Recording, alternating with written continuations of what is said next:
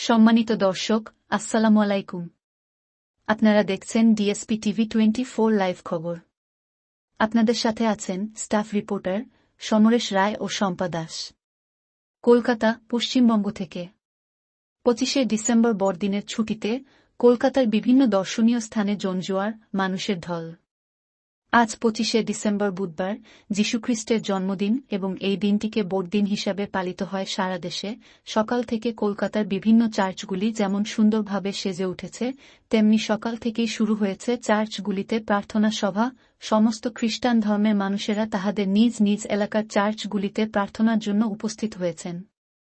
তাহার সাথে সাথে বিভিন্ন ধর্মের মানুষজন সকাল থেকেই ভিড় জমিয়েছে চার্চগুলোতে দেখার জন্য, এবং খ্রিস্টীয় ধর্মের মানুষ থেকে শুরু করে অন্যান্যরাও মোমবাতি জ্বেলে যীশু খ্রিস্টকে স্মরণ করছেন ও প্রার্থনা জানাচ্ছেন।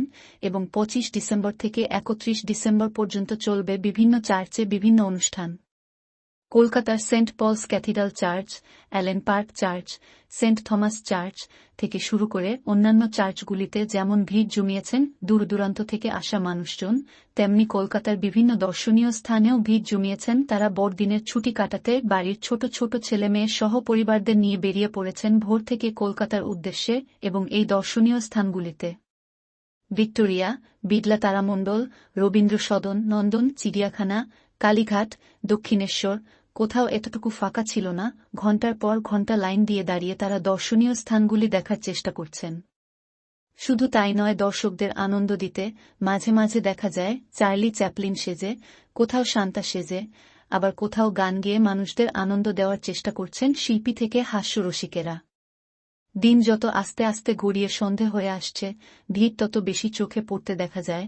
প্রশাসনের অফিসার থেকে শুরু করে ভলেন্টিয়াররা হিমশিম খেতে থাকেন দর্শকদের সামলাতে। সমস্ত রাস্তায় ব্যারিকেড দিয়ে দেওয়া হয় এবং দর্শনার্থীদের নির্দিষ্ট স্থান দিয়ে যাওয়ার জন্য অফিসাররা অনুরোধ করতে থাকেন এবং নির্দিষ্ট রাস্তার ক্রসিং দিয়ে পারাপার হতে বলেন।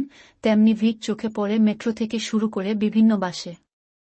তবে প্রশাসনের তরফ থেকে রাস্তা ঘুরিয়ে দেওয়ায় কিছু কিছু যাত্রী ক্ষোভ প্রকাশ করেন।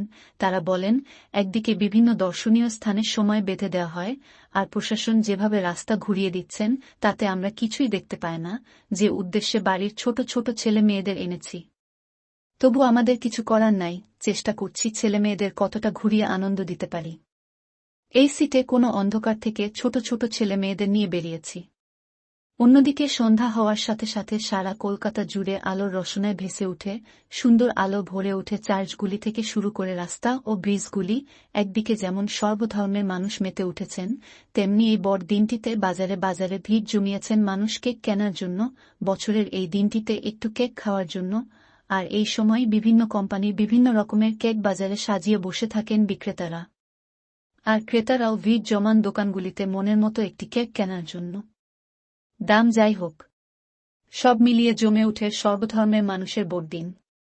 বাড়িতে বাড়িতে কেক খাওয়ার আনন্দ।